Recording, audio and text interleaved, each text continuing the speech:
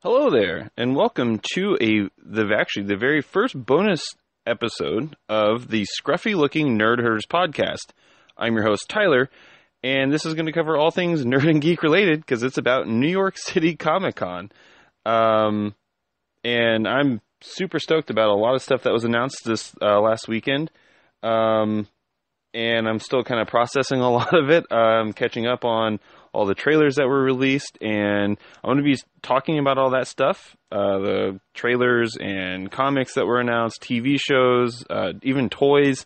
I'm going to be covering almost all of it that really stuck out to me and I felt was noteworthy to me personally, and so here we go.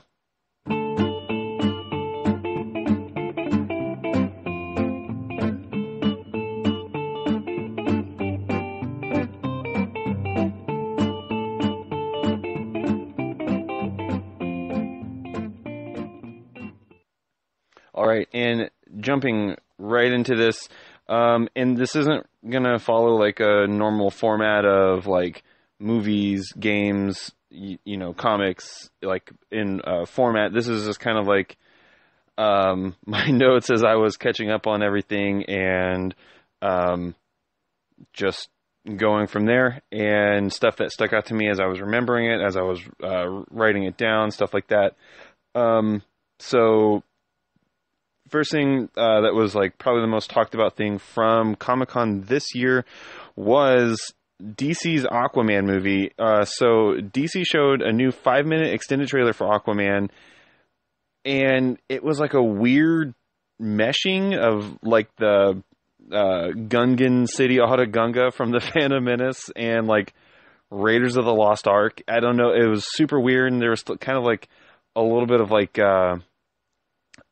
I guess kind of like cyberpunk-ish, like neon stuff. Like, I don't know, it was weird. There was stoner jokes, and finally we got to see the Trident. So I thought it was really cool in that aspect. I'm probably going to go see this movie. It comes out in December this year. I'll probably go see it in theaters. And that's like the first time I've actually said that about a DC movie. Like, this is a DC movie I want to go see in theaters. Also, DC's streaming service, DC Universe, they showcased their new animated show titled Harley Quinn, and the teaser was kind of like a meta fourth wall breaking trailer meant to address the people that were actually at the convention. And it name dropped Donald Glover's canceled FXX Deadpool show.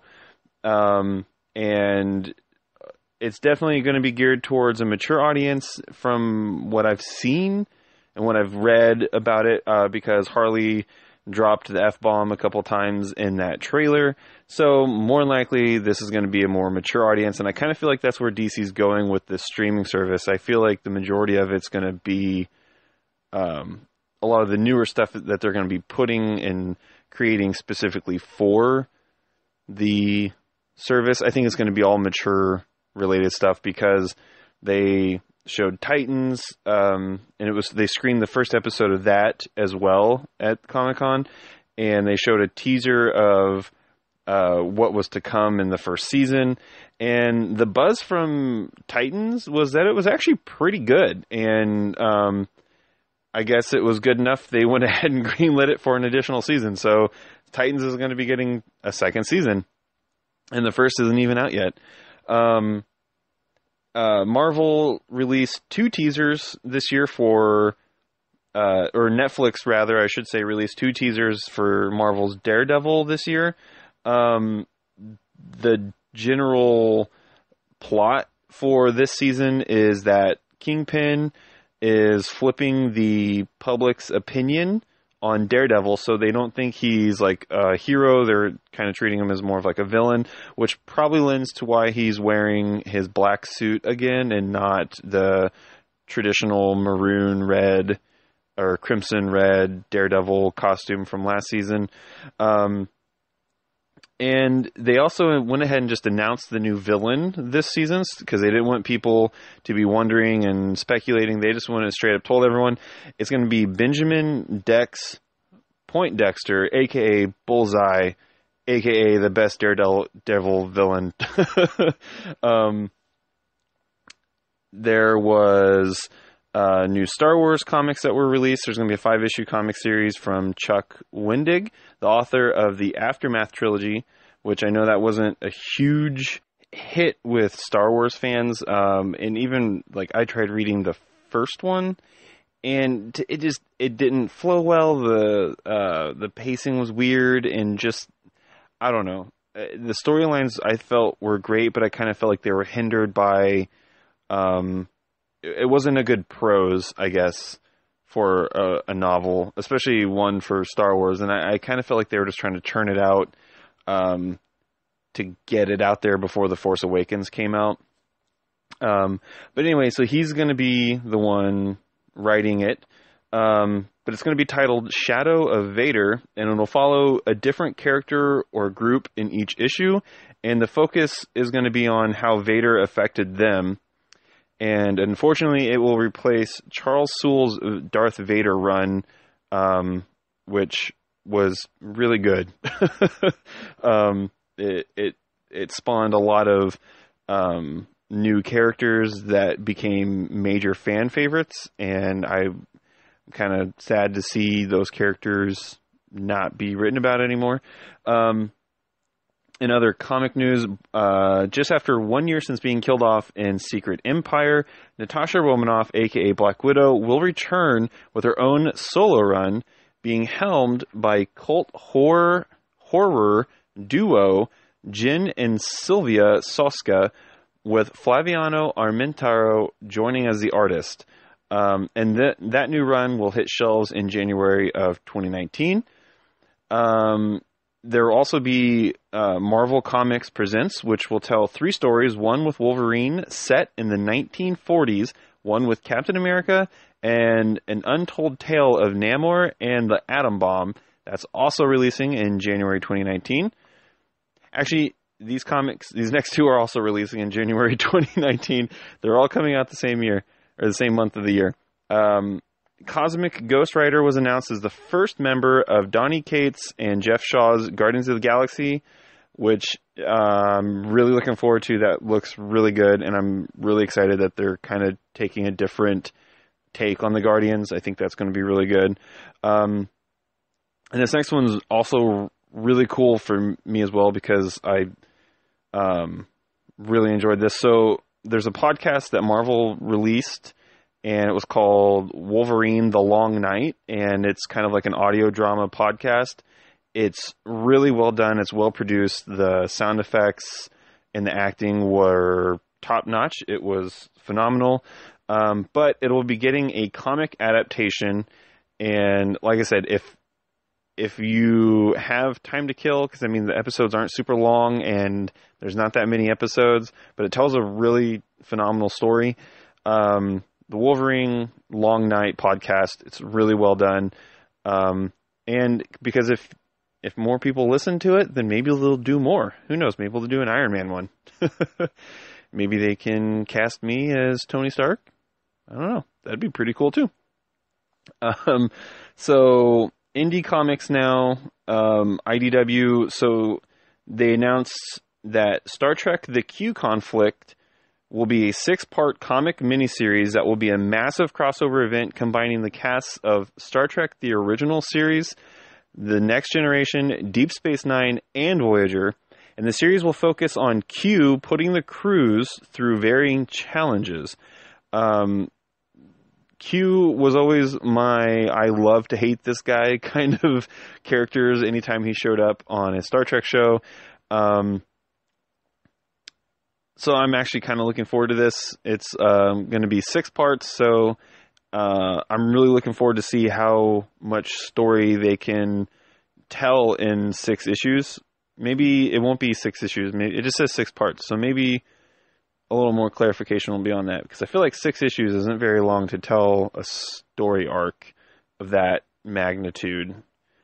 But speaking of Star Trek, like I said, this is kind of all over the place. Star Trek Discovery's 2nd season is going to be all about the iconic USS Enterprise, but a teaser from this weekend gave a look at what the crew from the Enterprise and Discovery will be facing. But that mystery and intrigue isn't what really everyone is talking about. It's actually Spock's beard.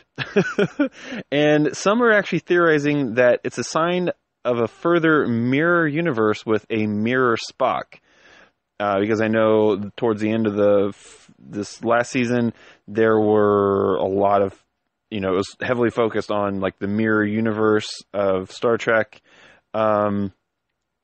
So that's definitely within the realm of possibility. But Star Trek Discovery returns January 17th on CBS All Access. So you have to pay that premium or, sail the internet seas of piracy. So Boom Studios had a panel at New York Comic Con over this weekend, and they showed off the new Buffy the Vampire Slayer comic, helmed by Jordi Belair and Dan Mora, and featuring cover art by Matt Taylor, Kevin Wada, and Royal Dunlap. And it looks awesome, and I'm super stoked for Boom's lineup that's going to be coming out. It looks really good, because there was also a new glimpse into the new Firefly comic, which I loved Dark Horse's run on the Firefly comic, and Boom actually purchased the rights to the Fox, or they actually were able to get the rights to these Fox properties of Buffy and Firefly from Dark Horse. They were able to get that licensing, and I'm super excited to see what they can do with it, especially this Firefly run, because I hope they keep what Dark Horse did as not necessarily canon within the Firefly universe, but I hope they kind of play off of it and do callbacks to it, because those stories were awesome. Like, the art was phenomenal, but more important, like I said, the storytelling in it was amazing. And I hope they continue doing a great job. From what they showed, the small glimpse at Comic-Con, I'm thoroughly impressed by it. There's a new graphic novel series by the one and only R.L. Stine, and it's going to be called Just Beyond. And Lila Sturgis is coming out with a comic called Lumberjanes, and also her adaptation for the Magicians TV show. Now this next one, it's my boy, Coheed and Cambria's frontman Claudio Sanchez talked about his ongoing series of the Amori Wars, and I don't know if this is just because I'm a fan of Coheed and Cambria, and I'm just biased, but the Amori Wars comic series is hands down some of the best storytelling I've read in comic book format. It's phenomenal. Like, him and his wife, I'm probably going to butcher her name, but Shonye, I think that's her name. How you pronounce her name? I don't think I've ever actually heard her name spoken. I've only ever read her name, but they do this comic book together, and they do such a phenomenal job, and the art is amazing, and it's just a really great sci-fi comic series. Seriously, if you can go start from the beginning. Second Stage Turbine Blade is the first volume, and if you can get that, buy it, and you will not be disappointed. And because they sprinkle in these things throughout, like, the beginning of the story, and you're kind of like, what the hell? Like, what? Like, but it all gets answered, by the end of that. I mean, there's the overall arcing story, but like the stuff that you have questions about throughout the first couple issues gets answered towards the end. And then they came out with the next series, and they're all based off conceptual albums by the band Coheed and Cambria.